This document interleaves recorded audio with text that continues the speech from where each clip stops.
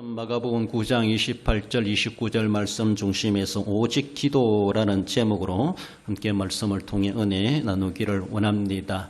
예수님이 변화산에 계셨을 때 그리고 내려오셨을 때 그 있는 동안에 아래쪽에 있었던 9명의 제자들에게 일반적으로 볼 때 간질병 걸린 아이를 데리고 온 아버지가 있었죠.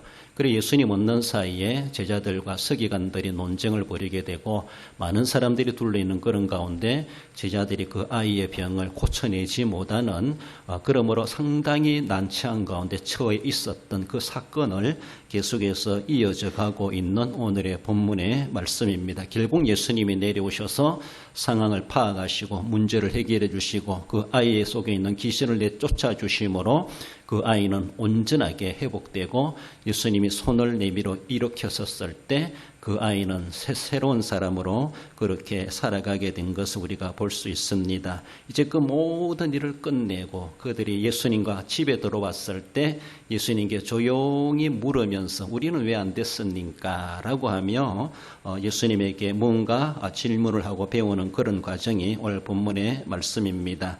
그래서 믿음의 능력이라는 것을 지난주 우리가 살펴보았죠. 능력이 있어야 되는데 제자들도 그런 능력을 이임받았지만은 그런 그 능력을 행사하지 못했다고 하는 것이 참 안타까운 모습이었습니다. 우리에게도 예수님의 이름이 있습니다. 그럼 우리는 때로는 그만한 능력이 있는 것을 나타내지 못하고 용기를 발산해내지 못함으로 인하여서 있는 능력도 사용하지 못하고 쉬운 말로 기죽어 있고 남들에게 업신여김을 당하고 서기관들 다른 이웃 주변 불신자들에게 도리어 우사당하는 그런 모습들이 제자들이 있었던 것처럼 우리도 그런 모양이 있지 않겠는가라는 것을 볼 수 있습니다. 그러면서 오늘 본문의 예수님은 기도가 있어야 된다. 기도가 있어야 된다. 그래서 기도를 강조해 주시는 것을 볼 수 있는데 그 기도라고 하는 것은 어떤 능력을 행사함에 있어 가지고 능력의 통로가 된다. 이렇게 말을 할 수가 있습니다.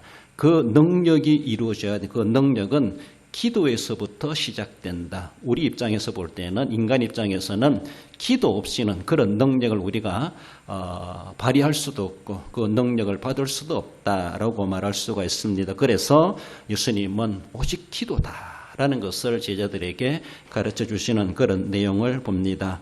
본문으로 돌아와서 오직 기도는 어떤 능력인가? 하나님의 능력임을 말씀하죠. 28절에 집에 들어가심에 제자들이 조용히 묻자오되 우리는 어찌하여 능히 그 귀신을 쫓아내지 못하였나이까? 집에 들어갔을 때 제자들이 예수님께 조용히 여쭈었습니다. 예수님, 우리는 왜 못했을까요? 우리는 왜 못했습니까? 예수님 앞에 어쩌면 믿음 없다라고 꾸중받기도 했습니다마는 그러나 꾸중받지만 그러나 상당히 궁금했고 또 자기들도 그렇게 할 수 있으면 좋겠다라고 하는 그런 영적 갈망하는 그런 마음들은 참 필요하기도 하죠. 그렇습니다. 예수님이니까 하셨고 우리는 인간이니까 못했다라기보다 우리도 할 수 있으면 좋겠다. 나도 할 수 있으면 좋겠다. 나도 하면 좋겠다. 나도 그런 능력이 있으면 좋겠다. 그런 영적인 능력을 추구해가는 것은 지극히 바람직한 자세입니다. 그래서 제자들이 그런 영적 갈구하는 마음이 있었는지 예수님께 여쭈었다, 물었다라는 것을 말씀하죠.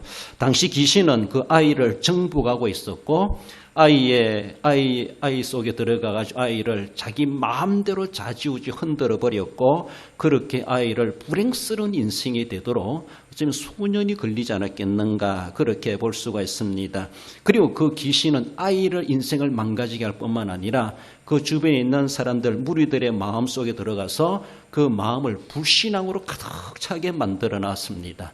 똑똑한 서기관들에게 그 귀신의 역사는 제자들과 논쟁을 벌이도록 하는 이런 일로 인하여서 어쩌면은 제자들을 우사스럽게 만들고 또 어쩌면은 진리에 대해서 복음에 대해서 상당히 주변 사람들로 하여금 그것은 별로 가치도 없는 것들이다라고 할 만큼 그렇게 우사당하도록 귀신은 서기관들을 또 그렇게 이용했다라고 볼 수 있습니다. 그 아이 인생을 망가뜨려 놓을 뿐만 아니라 주변 사람들에게도 그 귀신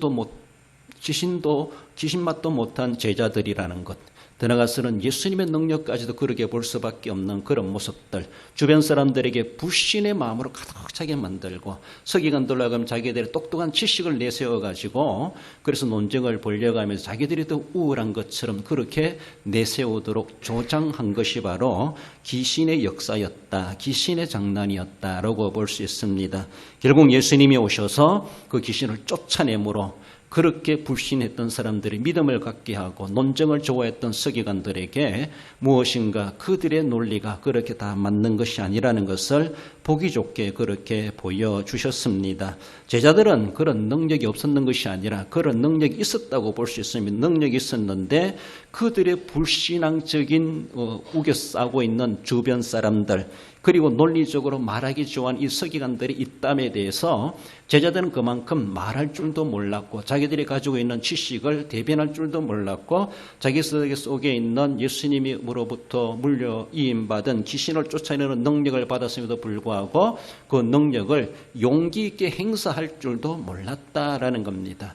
여러분들, 능력은 있는데 능력을 행사할 만한 분위기가 안 됐고 그렇게 할 만한 용기가 안 됐다라는 겁니다. 뒤에도 말씀드리지만은 다윗은 자기 힘으로 나아간 것이 아니에요. 하나님 주시는 이름, 그 다윗은 아무런 능력도 없지만은 다윗은 용기가 있었어요. 믿음이 있었어요. 자기를 지고 계시는 분은 하나님이시라는 것. 내 앞에 있는 골리앗이 어떤 존재를 할지라도 두려움이 없어지고 거기에 대해서 해보고 싶은 막 도전심, 용기가 막 발산됐던 것이죠. 하룻강화제 법문수를 모른다고 몰라서 그랬겠습니까? 그럴 수도 있겠죠. 아무튼 하나님은 그에게 용기를 주셨어요. 다윗이 무슨 힘이 있고 무슨 능력이 있겠습니까? 능력이 없습니다. 그런데 제자들은 어쩌면 그런 능력을 위임받았다고 볼 수 있는데 제자들은 오늘 본문의 배경에 앞서 있는 것은 그들은 그렇게 자신을 내세울 만한 용기가 없었다, 이렇게 볼 수가 있습니다. 더 나아가서는 그것이 믿음이 정말 힘을 발휘하지 못함으로 인해서 믿음 없는 세대여라고 하면 우리 주님 앞에 책망받았던 것을 볼 수가 있죠. 믿음이 없고 그 믿음은 능력을 나타내는데 그렇다면 그 능력을 받기 위하여서는 예수님은 기도가 필요하다라고 제자들을 진단하며 그 너희들에게 필요한 것은 기도다라는 것을 예수님은 이런지하여 딴 말씀하지 아니하시고 그것을 바로 말씀해 주셨던 것을 보죠. 그 기도는 하나님을 의지하는 표현이기도 하며 하나님의 능력을 덧입을 수 있는 하나의 방법이다라고 말할 수가 있습니다. 그래서 우리도 하나님 앞에 기도하지 않고 하나님 내게도 능력 주시기를 우리는 기다릴 수 없습니다. 기도해야 된다는 것이죠. 그 기도를 통해서 하나님은 우리에게 능력을 주신다는 것이죠. 용기도 주시고 능력도 주시고 그 주신 능력을 용기 있게 세상에 나아가서 많은 불신 세력들이 우겨 쌓였다 할지라도 그들을 의식하지 아니하고 우리도 대중 앞에 서면 떨린다 그러잖아요. 많은 사람들이 자기를 쳐다보고 있으니까 달달 애웠던 것도 기억도 안 나고 뭔가 하려고 하는 것도 안 나고 식은땀만 나오고 생각도 안 나고 용기도 안 나고 벌벌 떨게 되는 것이 어느 누구든지 다 그럴 수 있어요. 눈에 보이는 것, 앞에 있는 그것 때문에 주눅 들어가지고 그럴 수 있는 것이죠. 실력이 있습니다. 능력이 있는데 그만한 용기가 없고 그만한 세상말로 배짱이 약했다라고 볼 수가 있죠. 그러나 어쩌면 성령 충만하면은 믿음이 있고 능력이 있는 사람은 그 능력을 과감하게 발산해내는 것을 볼 수가 있는데 바로 그렇게 되기 위해서는 너희들에게 지금은 기도가 필요하다. 예수님은 제자들을 진단하시면서 제자들의 너희들의 기도가 있어야 된다, 이런 말씀으로 답변해 주셨습니다. 그렇습니다. 귀신은 마귀는 우리들로 하여금 기도 못하게 만들고 있는 능력도 발휘하지 못하게 만들고 용기도 내지 못하게 만들고 주눅들게 만들고 기죽게 만들고 다른 사람들 의식하게 만들고 그래서 있는 것도 사용하지 못하도록 만드는 것이 마귀의 유혹이고 시험이다라고 볼 수 있습니다. 그래서 그럴 때마다 우리는 내가 성령의 역사를 받지 못하고 마귀의 장난에 내가 논한하고 있는 것은 아닌가 우리는 늘 생각하며 마귀의 속임수에 우리는 넘어가지 말아야 될 것이고 그래서 때로는 우리는 하나님 기도해야 하나님 내게 능력 주셨는데 주님의 이름 주셨는데 그것을 내가 가감하게 나타내가지고 주변 사람들이 예수님의 이름으로 기도해 줄 수 있고 선언해 줄 수 있고 할 수 있는 용기도 주시옵소서. 쉬운 말로 써먹을 수 있는 용기도 주시옵소서. 이렇게 할 필요도 있다라는 것입니다. 그렇습니다. 늘 마귀는 우리 주변에서 어떤 모양이든지 우리에게 다가와가지고 우리를 의기소침하게 만들고 할 일도 못하게 만들고 여러 가지 주변의 일들로 인해서 결과적인 모습에서 우리로 하여금 하나님의 일에 참여하지 못하게 만들고 우리의 능력을 발휘하지 못하게 만든다라는 겁니다. 우리 믿음의 능력을 발휘한다는 것은 마귀가 기죽는 것이거든요. 마귀가 패배하는 것이거든요. 그렇기 때문에 마귀도 지고 싶지 않으니까 우리들 하여금 이기지 못하도록 우리를 패배자로 만들기 위해서 온갖 가문이설로 온갖 여러 가지 모습으로 우리를 유혹하고 있다는 것을 우리는 늘 생각해야 됩니다. 그럴 때 우리 주님은 너희에게 기도가 필요하다. 그 기도가 하나님을 능력을 받을 수 있는 통로가 된다라는 것을 말씀하십니다.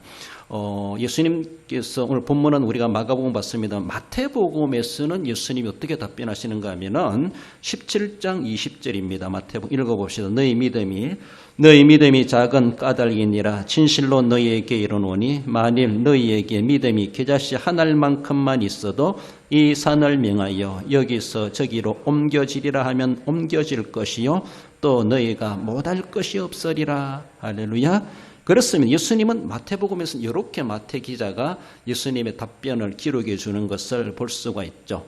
우리가 지난주에 보았던 건 믿음의 능력이라는 것이죠. 믿음이 없기 때문이다. 믿음이 없는 세대요. 그래서 그 믿음이 얼마나 귀한 것인지 산도 옮길 수 있는 믿음이다. 그렇게까지도 말씀하십니다. 그래 오늘 본문과 연결해 볼 때 그런 믿음을 갖기 위하여서는 그런 능력을 갖기 위하여서는 너희들에게는 기도가 필요하다. 기도가 그만큼 뒷받침되지 못한다면은 그 있는 능력마저도 사용하지 못할 수가 있다라는 것으로도 연결해 봅니다.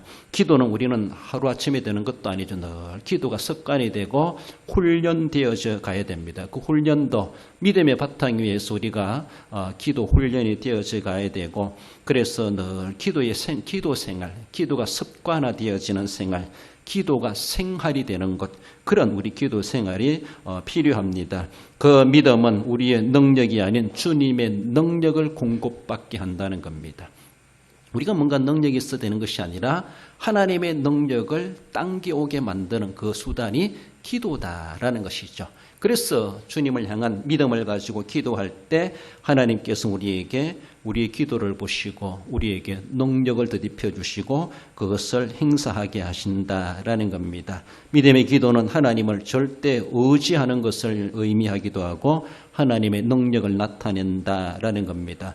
우리가 하나님 앞에 기도하지 않으면서 내가 하나님을 의지한다라고 말할 수 있습니까? 하나님을 의지하면 의지할수록 하나님을 찾게 되어 있고 하나님께 기도하게 되어져 있다라고 봅니다. 그러므로 그 기도하는 자에게 하나님 그런 믿음과 또한 그 믿음의 능력을 우리에게 주셔서 어떤 문제도 해결하게 하시는 하나님의 능력을 우리에게 더딥혀 주시고 기도하는 자를 통해서 하나님의 능력을 행사해 주심으로 그런 일들을 이루어가게 하신다라는 겁니다. 우리가 행했다 할지라도 내가 한 것이 아니라 하나님이 나를 통해서 우리를 통해서 하나님이 하신다. 그래서 우리는 그저 어쩌면 도구에 불과하고 그 귀한 도구로 쓰임 받을 수 있는 사람도 기도 없이는 될 수가 없다라는 것을 말씀하십니다. 나가서 오직 기도는 하나님과의 관계를 의미해 준다라고 말합니다. 29절에 이르시되 기도 외에 다른 것으로는 이런 종류가 나갈 수 없느니라. 제자들이 예수님을 따라서 집에 들어갔을 때에 그 집이 누구 집인지는 알 길이 없지만은 군중들과 떨어지고 이제 제자들과 예수님과만이 있었을 때에 어쩌면은 예수님과 제자들이 한적한 곳에 있을 때 속된 말로 자기들끼리 이제 이야기를 하는 것이죠. 그렇죠? 남들이 다 없고 없을 때 자기들끼리 모였을 때 자기들의 관계된 이야기를 이야기하는 가운데 예수님께 그 문제에 대해서 다시 진단하고 여쭙고 예수님께 무엇인가 한 수 배우고 싶어하는 제자들의 그러한 갈망의 모습을 볼 수가 있습니다. 앞에서 말씀드린 것처럼 그런 자세는 참 필요합니다. 뭐 일 다 끝나고 지나갔으니까 그건 그거고 뭐 하면서 지나가면은 배울 기회도 다 지나가 버리는 거예요. 하나님의 은혜 받을 기도 다 지나가는 거예요. 그때 실패하고 창피스럽고 못했다 할지라도 다시 되짚어 보면서 그것을 평가하는 것이죠. 잘한 건 잘했고 못한 건 못했고 왜 못했는가, 못한 것을 어떻게 하면 더 잘할 수 있을까, 그것을 진단하고 평가하고 세분화해가지고 다음을 위해서라도 그렇게 준비해 갈 수 있는 것은 지극히 필요합니다. 그렇습니다. 지내갔으니까 그만이지, 그러면은 평생 가도 배울 것도 없고 쌓을 것도 없고 능력이 늘어날 수도 없습니다. 그래서 부끄럽다 할지라도 책망받기도 했죠. 제자들도 믿음이 없다라고. 그렇지만은 주님 앞에 다시 한 번 더 물어봐야 되죠. 주님이 그들을 꾸중하기 위해서 책망합니까?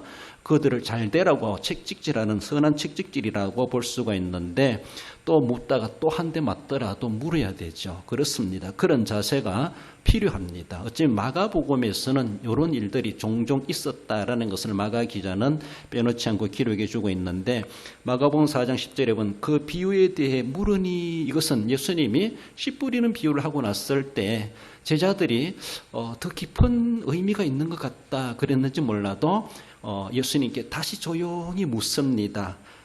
그 비유에 대해서 대해 물으니라고 하며 제자들이 더 궁금해했던 것이 있었죠. 예수님도 그냥 무리들에게 씨 뿌리는 농사짓는 이야기로, 스토리로 그냥 이야기하시지만은 제자들이 물었을 때는요, 거기에 대해서 해석까지 해주지 않습니까? 제자들이 물었을 때. 그러니까 제자들은 그것만이 아니었구나라는 것. 그래서 귀 있는 자는 들을지어다. 그래서 듣고자 하는 자에게 들을 길을 주시고 들을 말씀을 더 깊은 단계까지도 우리 주님은 우리에게 주십니다. 그래서 우리는 은혜를 갈망해야 되죠. 그래서 세상 사람들이 들려줄 수준이 있고, 또 믿는 사람도 믿음의 영향이 있는 사람들에게는 더 깊은 영적 진리까지도, 내면에까지도 짚어줄 수 있고, 개인에게까지도 적용되는 그런 말씀까지도 해줄 수가 있습니다. 남들이 들으면 도리어 상처받고 오해받을지 모르지만, 그러나 믿음 있는 사람은 더 깊은 단계까지 정말 우리의 비수를 찌르는 소리를 할지라도 들려줬을 때 그 사람은 은혜 받게 되어져 있고, 그 사람은 더 성숙해 갈 수가 있는 것을 볼 수가 있습니다. 그래서 갈망하는 자에게 하나님은 은혜를 주시는 것이죠. 마가복음 10장 10절에서도 다시 이 일을 물으니라고 하며 예수님 말씀 속에 아담과 하와를 창조하시고 하나님이 짝지어 주신 일을 어느 누구도 나눌 짝 없는 일을, 그런 말씀을 하시면서 부부간의 관계 속에서 그래서 그 결혼 관계 이런 문제, 그 문제를 이야기하는 가운데 제자들이 다시 예수님께 이 일을 물으니, 이런 내용이 있어요. 그래서 예수님이 또 이어서 또 더 연장해 가시면서 세부적인 이야기까지도 말씀해 주시는 것을 그렇게 볼 수가 있죠. 그렇습니다. 어쩌면 제자들은 그래도 천방지축 같아도 예수님의 그 말씀에 대해서 예수님 말씀 조금만이 다가 아닌 것 같은데, 이렇게 느낄 때는요, 또 물었습니다. 물어가지고 더 깊은 단계까지 들어가가지고 더 깊은 진리까지 캐내고 듣게 되는 그런 모습들이 제자들에게는 종종 있었다라는 겁니다. 우리도 마찬가지예요. 우리도 혹시 여러분들 설교를 들으면 이해 안 되면 질문도 하고 따지기도 하고 묻기도 하고 그래야 되죠. 그래서 저도 설교하고 나면은 설교의 내용에 대해서 한번 토론도 해보고 이야기도 해보고, 또 한 주간 동안 그 말씀 가지고 내가 어떻게 살아왔는가, 살아온 데 적용했던 거 간증도 하고 발표도 하고, 이렇게 하면 얼마나 좋겠는가, 그런 생각이 들기도 합니다. 아무튼 하나님의 은혜에 대해서 우리는 늘 갈망하는 심령이 되어야 되죠. 오늘 본문에서 예수님은 기도를 말씀하고 있는데, 그 기도는 관계성을 이야기한다, 이렇게 말하게 됩니다.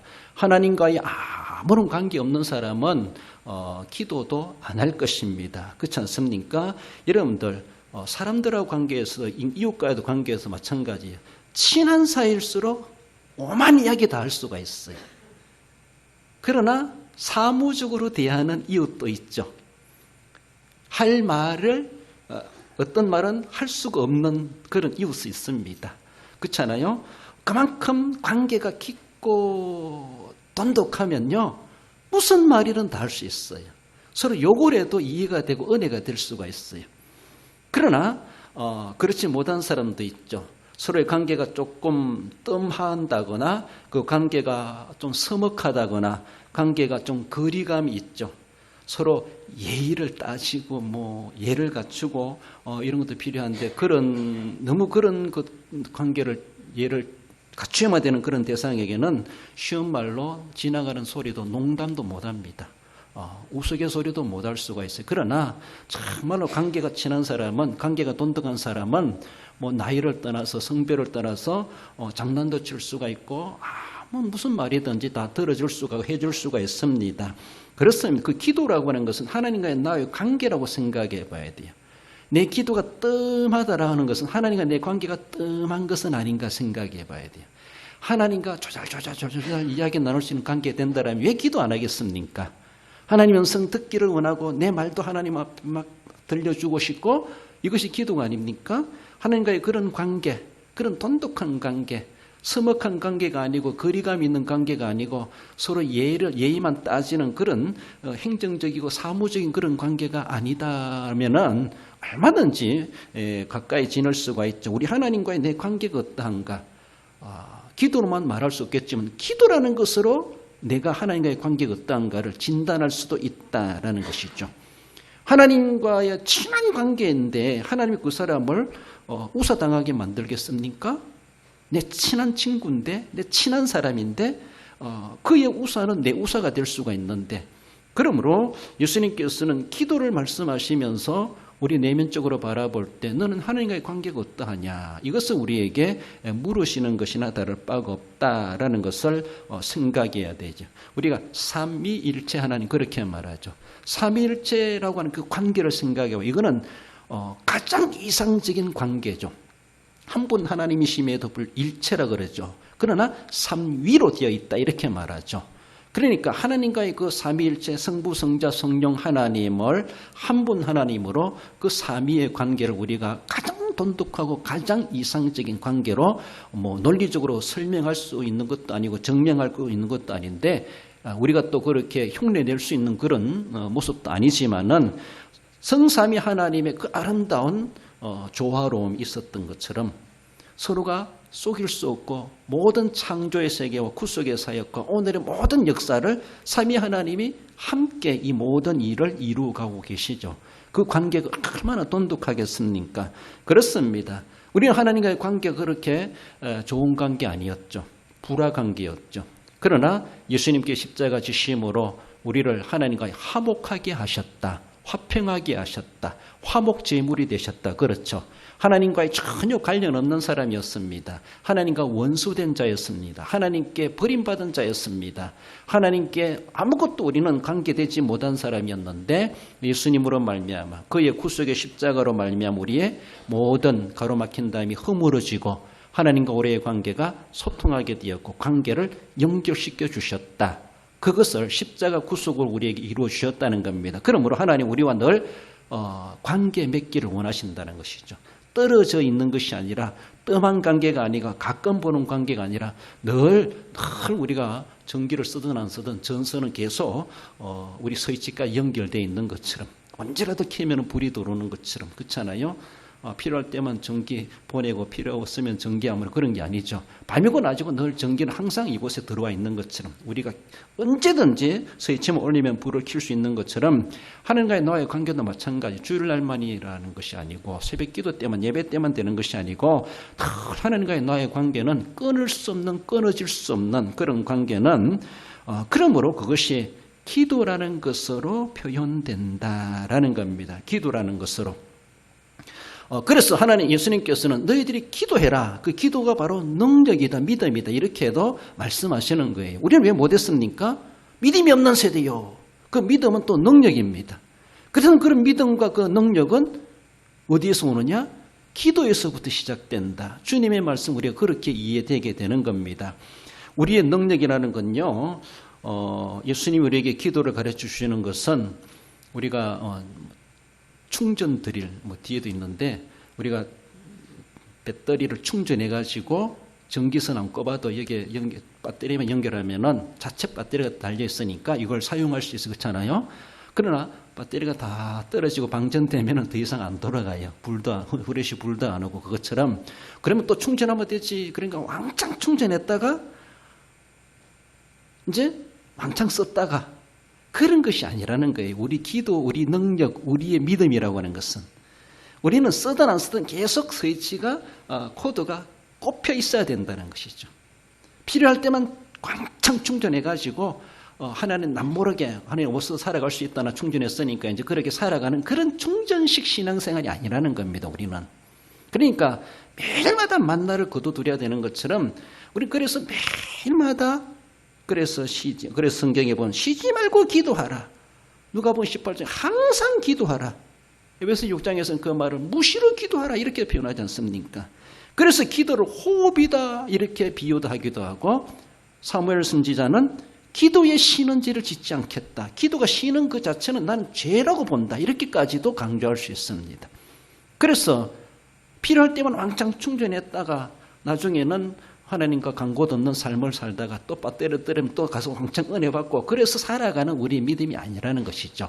기도 생활은 그래 하는 것이 아니라는 겁니다. 기도 생활은 오늘 내가 필요하든 안 하든 늘 습관적으로 기도하고 생활적으로 기도하고 늘 정말로 큰 일이 있든지 없든지 늘 전기 코드는 원선에 연결되어 있는 것처럼 충전해서 쓰는 기도 생활이 신앙 생활이 아니라는 겁니다. 기도라고 하는 것은 유선이든 무선이든 항상 원선에 연결되어 있는 그런 정신 자세, 이것이 우리의 기도 생활이고 그 기도를 주님은 제자들에게 요청하고 계시다라는 겁니다. 기도는 신앙의 표현이면서 그 신앙의 대상과의 관계의 정도를 나타냅니다. 정도가 정말로 좋으면, 관계가 좋으면요, 그에 대한 하나님 우리에게 좋게 해주신다는 것이죠. 하나님의 관계가 안 좋으면은 내 능력도 안 좋다, 믿음도 안 좋다 이렇게 볼 수가 있습니다. 그러므로 관계가 돈독한 이는 그 기도 시간이 인색하지 않습니다. 기도의 내용도 깊고 넓다라고 말할 수가 있습니다. 기도하는 데 대해서도 기도의 질도 남다르다라고 볼 수가 있습니다. 하나님과의 그 관계, 그것을 말씀해 주고 있죠. 관계가 좋으니까 기도 생활도 좋다 이렇게 말할 수가 있고, 관계가 원만하지 않기 때문에 기도 생활도 허술하기도 하고 약하기도 하고 기도에 대한 별로 가치를 부여하지 못하죠.